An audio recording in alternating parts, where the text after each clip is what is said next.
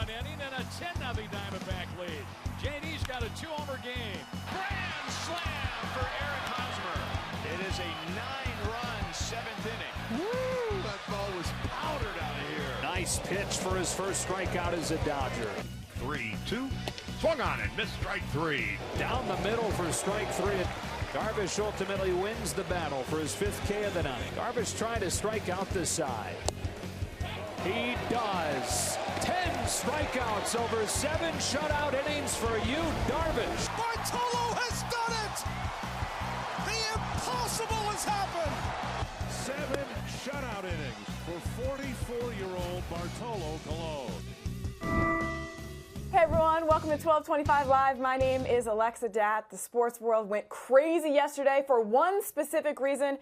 Big Sexy is back. The Big Sexy that we were talking about, that's Bartolo Colon. He signs a minor league deal with the Texas Rangers with an invite to spring training. So if you are just as excited to have Big Sexy potentially back in the league as we are, you're going to really like today's show. Alyson Footer is going to chime in a little bit on that too because she's a big fan, and I know she's excited to see Big Sexy back. By the way, because football season is now over, congratulations to the Eagles. That means that baseball is just around the corner. We got 9 days until pitchers and catchers reports, and that gets everyone excited, including Bryce Harper. Baseball already? Well, that was way too fast. Bryce Harper, we feel the exact same way you do. Sarcastically, that this has taken so long, we just want baseball to be here, and we're going to talk all about it today on the show as we welcome in Dani Wexelman, our social savants. Dani, you can just smell it, right? Baseball's around the corner. You can smell it. We're going to put a bow on the football season and say hello to baseball, and I want to share my favorite quote from last night, which I think you're going to love. It's from Giselle, and she said, sometimes you have to let someone else win. Yeah. What do you think about that? Yeah, to me, it's just that the Eagles were the better team. That's the way, the cookie crumbles sometimes. Right. And I guess she's trying to teach her kids a lesson. Like, listen, you can't always win at everything. But I was like, you can also give credit to the other team and say sometimes you lose and the other team just did better than you did. It was kind of twofold. So Giselle putting the bow on the football season and letting us glide into baseball. She also famously said a couple of years ago that Tom Brady can't catch and throw all of the balls at the same time, which we found out last night that is absolutely the truth. That is very true. So congratulations to the Eagles, which was a big accomplishment for them. That was pretty cool. And we're going to share tons of social media reaction from the baseball world about, I guess, a lot of these players were rooting for the Eagles, and some of them maybe not so much. They're crying at home. Yeah, just a little bit in their soup. So we'll share that. So we want to share also some news. George Springer decides to avoid arbitration. Him and the team come to a deal as he signs a 2-year, $24 million contract. Some nice cash there for the World Series MVP. First-time All-Star this season, and he set career best last season with 34 home runs, 85 RBI, and a .283 batting average.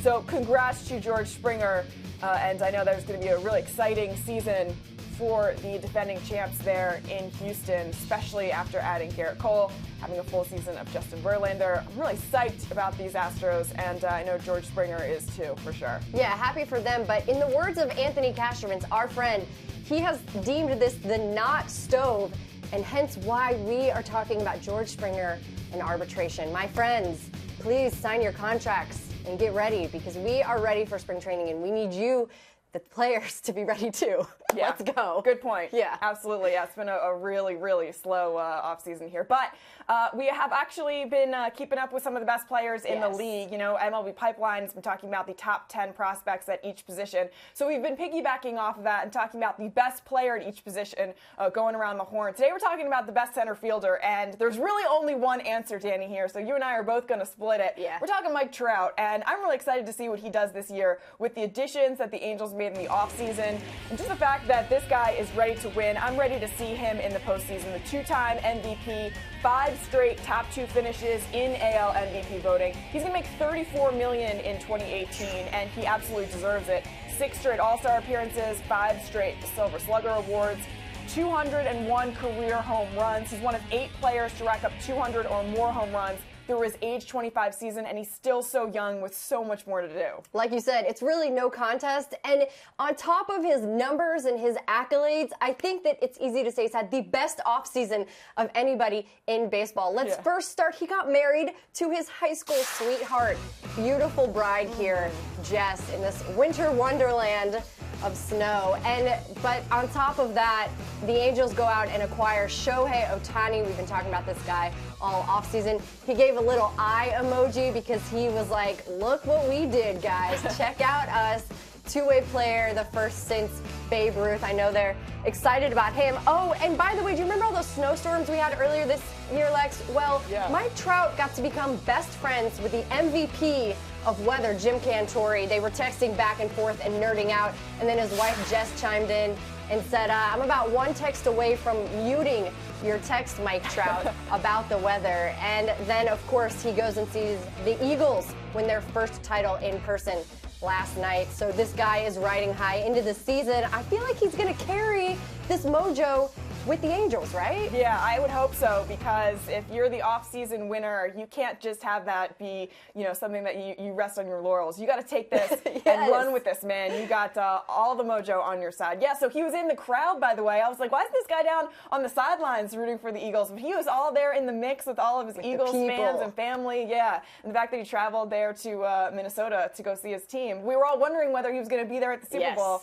And he was in full fashion. It was cool. He's probably happy about that decision that he was there, too. Yeah, absolutely. It was cool to see.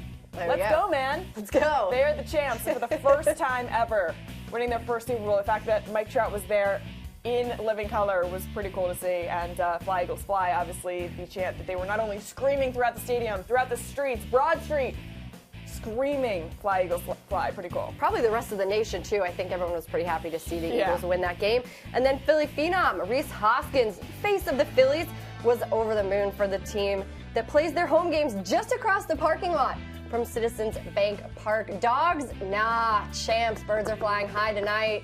I love that tweet. All right, so we talked about Mike Trout and his awesome offseason. I feel like you, Darvish, had an awesome offseason on Twitter specifically. So he decided to chime in, hashtag Eagles, and all of his party emojis. By the way, is this a hint of where he may be pitching in 2018? I don't know. You never know with you these days. Maybe he's trying to win the social media award. We're going to maybe find that out later in the year, but this guy is on another level. And then lastly, Adam Wainwright. He penned a mighty, mighty tweet and took the opportunity to give a shout out to the career-long greatness of Tom Brady, but had to celebrate his guy, Nick Foles, for the incredible performance. Solid brother, great competitor, just awesome. Love it. Yeah, it was awesome. It was cool, to see so much crossover, because we don't normally get a lot of that. No. And the fact that the baseball world was, really cheering one way or the other was fun to see. The timeline was filled. You really couldn't read anything else except for that, which is great. I think that's super cool. And the best was not only the play on the field, the commercials. The guys were cheating about the commercials, too. Right? Yes. One of the commercials that I thought was pretty interesting was the Eli Manning, Odell Beckham, the, oh my gosh, Dirty Dancing. Like, why did this have to happen? I don't know, but the White Sox decided to get into it, and they decided to kind of maybe recreate this. So Carlos Rodon was like, come on, dude. Sending it to Nicky Delmonico, and he was like, we should try this. We should make this happen. And I would love, actually, during spring training, if we could see that come to life. Or maybe you and I could recreate it as well. I would love to do that. Right? Yeah. I'll lift you. No, I'll lift you. Okay. All right. We'll figure that out later. Details later. And then we had another tweet last night that may have summed up everybody's feelings. Giants reliever Mark Melanson over here saying, not sure what's going on today, but pitchers and catchers report in 9 days. Anybody aware of that? Oh, we are, Mark. We are well aware, my friend, that you guys are reporting and showing up. And we're going to be keeping our eyes on you guys. Yeah, I'm excited. Yes. And that takes us to our question of the day. Yes. All right. So we want to know, it's officially official, right? Football's over, so it's baseball here. It's right. our time. Yeah. It's us. It's only us. So we want to know, what are you guys most psyched about heading into spring training? Is it that games are starting? Is it that you get to go eat whatever you want in the stands in sunny Florida and Arizona? What is it that you're so excited about heading into spring training? Let us know. Head over to Facebook now. Put it in the comments. We're going to read those at the end of the show. So let's go, guys. See what you got. All right, sounds good. Time to bring in somebody who was very well aware of everything going on yesterday in the NFL, specifically the Super Bowl, because I know she watched very closely from her couch, rocking either her Eagles or Patriots gear. Alyson Footer. Hi, Alyson. How was your Super Bowl experience last night? So you're already calling me out, Alexa, right? So you must have seen my Facebook post that I was at the Alley Theater watching The Great Society, which is about Lyndon B. Johnson during the Vietnam War. Yes, I'm not a big NFL person.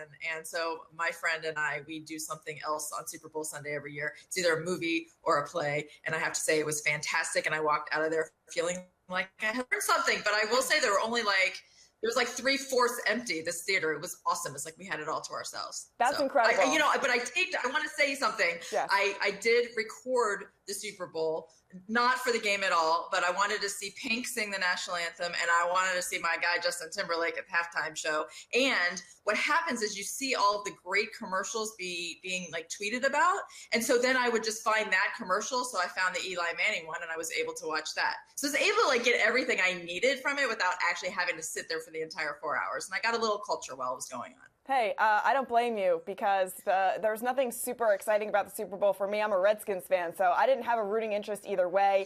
The commercials were okay, but like you said, you could have found them on the internet, so I totally feel you. This is why we're taking this segment, Alyson, and even though it's going to have a little bit of a football spin on it, we're going to spin it forward to baseball season because that's what we're all really excited about. Let's be really honest. We're excited for baseball season to actually get started here. So let's talk about one team that could potentially be an underdog winner this season, you think?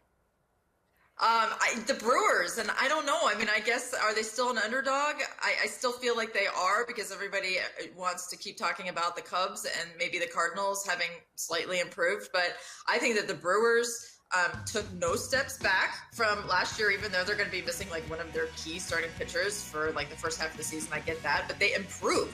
And they added Lorenzo Cain and Christian Yelich, who you know is my guy, the guy that I am expecting to be a multiple all-star moving forward, and I think he's going to do very well in that lineup. And I think that they're not really done looking for pitching, and I think they're going to sign somebody. And so I believe that when I have to make my predictions for the season, I think I'm going to pick the Brewers at this point to win the NL Central. Wow, that's kind of a hot take here on Monday. We got hot takes coming on Tuesday, but you got it started off this week already, which is pretty interesting. So you think that the Brewers at this point right now are better than the Cubs and Cardinals? I mean, had the Cubs done anything that's made you go, wow, man, like they've really, done what they needed to do to come back to that just dominant 2016 form? I mean, really, like maybe I'm missing something. I mean, they've made some changes and some tweaks and some signings, but is there anything that made you say like, they're for sure, reloaded and back on track and they're going to run away with the division? Would the Cubs bringing back Jake Arrieta or signing Yu Darvish change your mind? Signing Darvish, yes. I'm not so sure that I'm that high on Jake Arrieta for reasons I can't really explain. I just feel like if he does re-sign with the Cubs, it's not going to be quite the same. I don't know. I was kind of lukewarm on him last year. I think that Darvish has still a lot to offer, but of course, I think I am getting biased because he's so funny. Like you said, he's had like a great offseason on Twitter, but all of a sudden I'm just like rooting for the guy to come in and, sign with some great team and do great and keep us entertained online. Hey, I feel ya. That's exactly what we're all rooting for too. So let's see if he can make it happen. All right. How about a team or a player maybe that could win a ring for the first time as we saw the Eagles do last night? Yeah, I'm going to go, way out on a limb here and pick a player that would be Giancarlo Stanton. I know I'm really going out there and really putting my name on the line. A lifetime Miami Marlin who has contended for nothing in his entire career. So now he's going to go to the, baseball capital of the world. Don't shoot me, California people. But, and he's going to probably have a very good season. And it's going to be very exciting for him to play at Yankee Stadium, to be to go to packed ballparks everywhere he goes because people want to see the Yankees play. So I think the Yankees obviously have a very good chance to win a World Series, which means that everybody on that team also has a chance to get a ring. And so I'm going to pick Giancarlo Stanton. Yeah, it's really interesting, too, when we were listening to him speak at the BBWAA dinner. He was saying how, he feels very grounded about this decision and about coming in. It's, big stage, bright lights, big city. But he also was talking a lot about Jose Fernandez and how he's bringing a part of him with him here to New York. So there was a lot of emotion behind, him coming. But I also feel like there was a lot of, he felt very like, this is where I belong. And I've been told by Jose Fernandez that we would be Yankees at one point. So I just felt like almost he belongs here and he feels that way too. So he's not going to get wrapped up in all the hoopla. But You never know, but I like that. I like that prediction so far. All right, so how about... Yeah, go ahead. No, I was just going to move on, but if you have something to say about Stanton, I mean, it's just going to be an incredible ride for him. Well, yeah, I mean, I really think that he really actually said at his press conference, right, that he always thought he would end up a Yankee when he signed that Marlins contract, which I was very surprised to see him put that into words, but I think that was always on his mind. So I think he is ready for this. He has he has the swagger, he has the attitude. I think he's going to be able to handle New York just fine. All right, the Patriots fell last night, so let's spin that towards a baseball team, a team that is favored to win and might not have what it takes at the end. The Red Sox? Yeah, I know. I mean, it's been kind of a rough 24 hours. Yeah, we're killing New England teams in the Northeast. Yeah. I mean, I like that team, and obviously they have, Chris Sale and Craig Kimbrell and a fantastic young core lineup. So I don't feel like the Red Sox are going to be a bad team, but I do kind of feel like they're if they were to get JD Martinez, I think that I would feel a little bit differently, but really they need some power, right? I mean, they just don't have a lot of pop in the lineup. They have a lot of talent, but not so much a lot of power. And those are things that can be rectified at the trade deadline. I mean, it's not like it's gloom and doom right now, but I do feel like that could be an issue, especially looking at the division that they're playing in and the fact that the Yankees clearly improved this offseason, that maybe things might not go so well for them in September if they have this exact team going into that final stretch. Absolutely. They've won the division a couple of years in a row, but that could absolutely very easily change with all of the additions that the Yankees have made. All right, how about a new playoff team that wasn't in the postseason the year before? The Angels, and I think that that's an easy pick. I think that that it's not that much of a stretch to see what they've done, adding Shohei Ohtani, adding Zach Cozart, Ian Kinsler. It appears, I'm not really on the Albert Pujols bandwagon anymore, not that I ever was. I think that he's more of a hindrance in the lineup than anything. With Mike Trout, of course, being the best player in baseball, and the additions and the fact that defensively they're very good. And if they're starting pitching stays healthy, as I've said a million times, which is not a guarantee, then that's a really good team. It's not a team that's good enough to win the division, because the Astros are clearly the best team in that division. But certainly they could get the top wild card spot, and that would not surprise me at all if they did. And I think they're energized. I mean, they were all like, "Oh my God, we got Ohtani!" Like, I don't think that any of the players were really expecting for Ohtani to go to the Angels. Nobody really was, and so I think that they are going to be energized, and I think that it could be a very good year for them. Yeah, it'd be nice to see Mike Trout carry some of this offseason mojo into the postseason with the Angels, because man, does he really deserve it? And he has absolutely earned it. Hopefully he gets a chance to show it in the postseason. How about a position group that can carry a team throughout the entire season, kind of like the Eagles' defense did for them? Yeah, that would have to be the Astros rotation. I know I'm sitting here in my homer seat, but, you have to talk about the Astros. You're talking about some of the best teams. And with that rotation, and rotations are what gets you through a regular season. Bullpens are more what gets you through a postseason, those final 10 days. But certainly they have, on paper, the best rotation probably in the American League. So you're talking about adding Garrett Cole, who they didn't really actually need to a rotation. And really that protects them against injuries, which Keuchel and McCullers have had in the last couple of years. But, Keuchel, McCullers, Cole, Verlander, Charlie Morton, who of course was like the World Series hero. And I think that that's going to cover some deficiencies if there's some issues in the bullpen. A lot of people are like, they didn't really do much to improve the bullpen.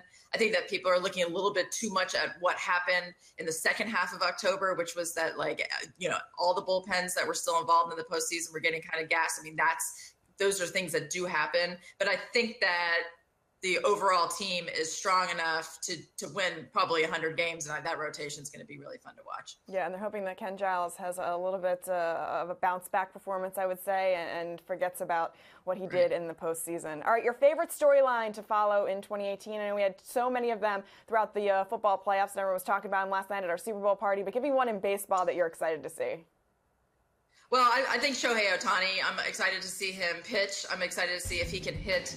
And just how that whole thing is handled, how they're going to evaluate him during spring training, how they're going to kind of handle the workload, how much time they're going to give him to establish himself as a hitter, how many at-bats he's going to get, and then just to see this pitching phenom that we've been hearing about so much. So I know that everybody else probably would pick the storyline would be like Judge and Stanton and what they can do in the middle of the Yankees order, but I'm going to have my eyes on Shohei Ohtani. Also because the Angels are going to be in Houston more than the Yankees, so I'll be able to actually see them in person a little bit more, but I think that's going to be a really cool thing to watch. Yep, me too. I'm really excited for it, and hopefully this Angels team in general just kind of comes together and gels. That would be really one of the highlights of 2018. All right. I'm going to give you a question here that throws a little bit of football into our baseball theme. Which 40-year-old do you believe will have more wins in the first half of 2018? Tom Brady or Bartolo Colon? Okay, so I did a little research. So if I'm not mistaken, Tom Brady in 2018 has 1 win. Two wins. He's got 2 wins so far. Yeah. 2. Okay. Then I'm going to say Tom Brady. I was going to say that with 1 win too. So I can't add. But I wish Bartolo Colon all the luck in the world. And I am not picking him as my favorite storyline because, of course, that would be ridiculous. But he's going to have to make the team out of spring training. So he's a minor league signing with the Texas Rangers. And he will be there to possibly provide some depth or some reinforcements for a Rangers rotation that, quite frankly, is not very good. But he's going to have to first make the team, which means he's going to have to be able to get people out in spring training games, which is not always a given. And then let's say he does make the team. Then you have to pitch 5 full innings to get the win. Not that anyone cares about wins anymore, but let's just pretend that they matter for this conversation. Okay. So he'd have to pitch 5 full innings to get that win. And something tells me that might not happen on a consistent basis. Now, let's say he does get through 5 innings and they are up by a run. Now you have to depend on the bullpen to not give up any more runs. So there's all kinds of things that go into a pitcher getting that win, which is why teams don't evaluate pitchers on wins anymore. So I'm not so sure that he's actually going to make the team. But if he does, I'm not so sure that he's going to actually get wins to his name. Who in this Rangers rotation, though, would you think? I mean, it's not a very strong rotation. So why would you think that Bartolo wouldn't have a good chance to make it, or maybe even be a bullpen piece for this team? He could be a bullpen piece.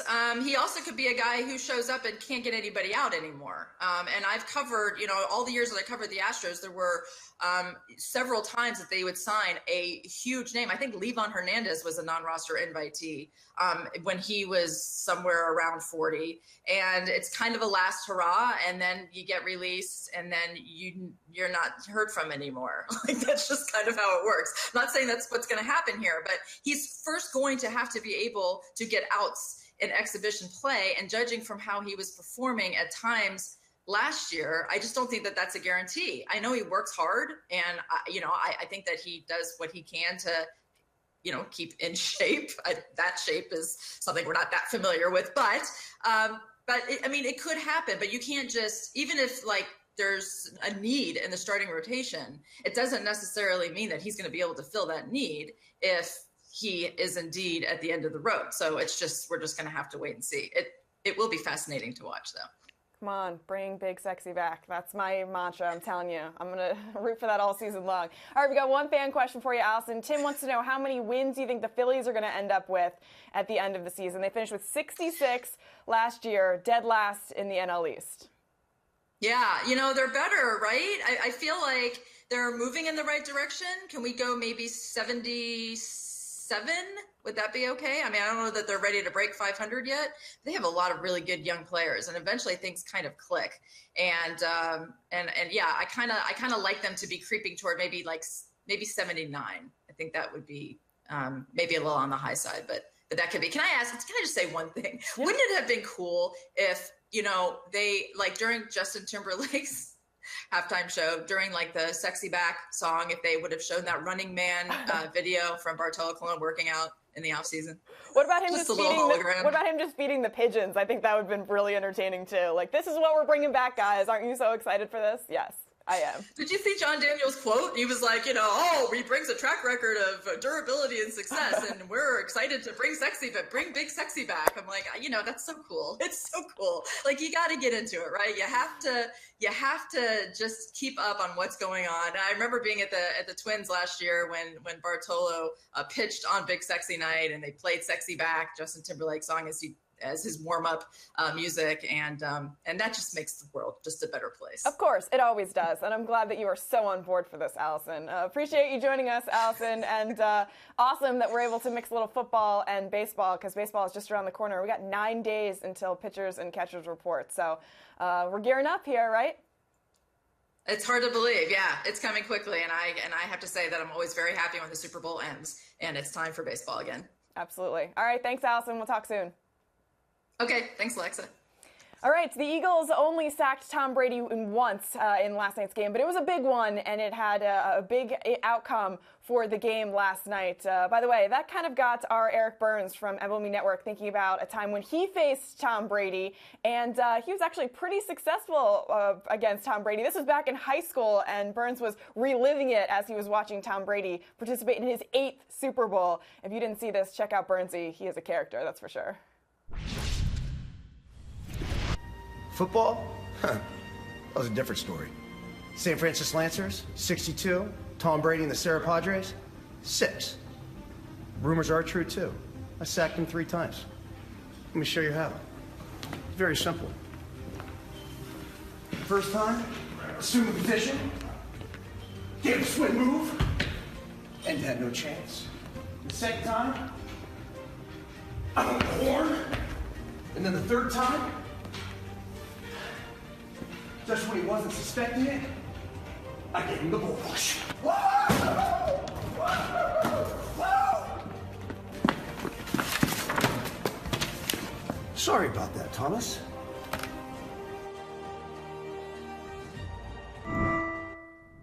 Okay. All right, then. I love it. At least he shares, right? He's not keeping it in. That's right. Yeah. He wants the whole world to know that he got a couple of sacks on TV12 there. Nothing too shabby about that. I'll take it. Listen, Lex, college baseball is the unofficial start to Major League Baseball. And we have 2 short stories to share today. And we're going to start off with 2-time Cy Young Award winner in the National League, Max Scherzer, and his daughter, Brooklyn, hanging out in this Mizzou onesie, checking out some Mizzou basketball, I hope, on the iPad as they beat Kentucky. You can see they beat UK. So Mizzou baseball sent him this onesie.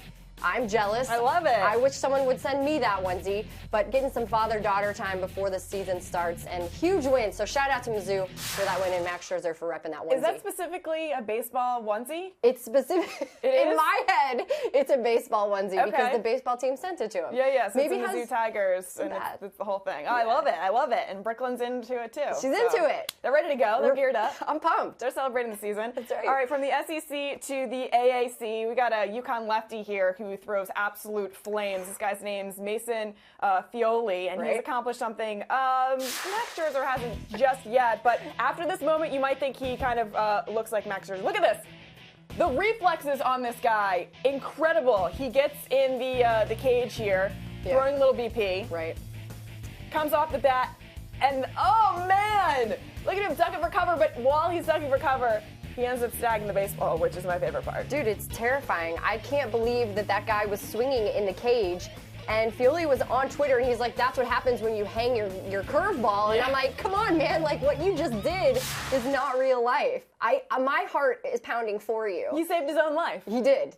What would have happened if he didn't make the catch? It was impressive. I don't know. But at least he ducked while making the catch at the same time. So. Baseball players are athletes, too. That's right. Folks, don't forget it. That is absolutely the truth. Yes. All right, our question of the day. We're asking people what they were most excited for headed into spring trading. Yeah, there's a lot of things. The answers are wide, and I want to read you a couple of them. Brooks, our friend Brooks, said the Rockies bullpen. Of course, I'm with you, Brooks.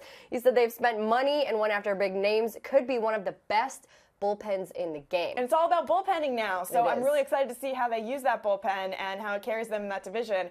Interesting, because a lot of people are thinking that division might not have 3 teams go to the playoffs like they did last year. Well, especially in Coors, too, right? You got to think about that park there. Jack, love to sit back and enjoy the smaller crowds at spring training and get a close-up look at some of my favorite players. I think that's so true. It's way more intimate, Jack. It's my favorite part, walking back behind the fields and seeing those guys, just taking simple grounders, getting lessons, some of the top names in the game, taking BP and, having their coach stand next to them and adjusting their swing. It's the behind the scenes. The curtain is completely pulled back.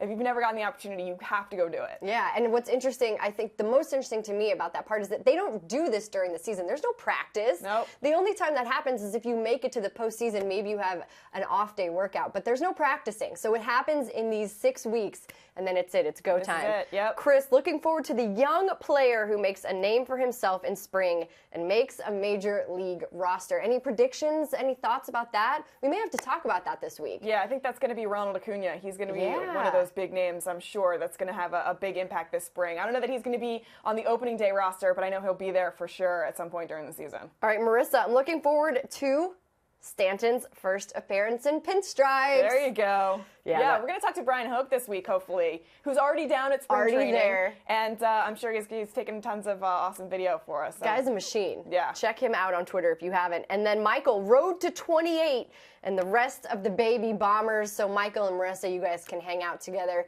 You two Yankees fans there. And then Alyson, the first time we see Ohtani take the field and play both ways. Yes. I think that is something to chew on as well. Everyone's going to be waiting for that moment. It's Alyson's favorite storyline as well, so I'm excited that we're all on the same page here. We are. All right, our final story of today's show involves a little bit of yoga and baby goats.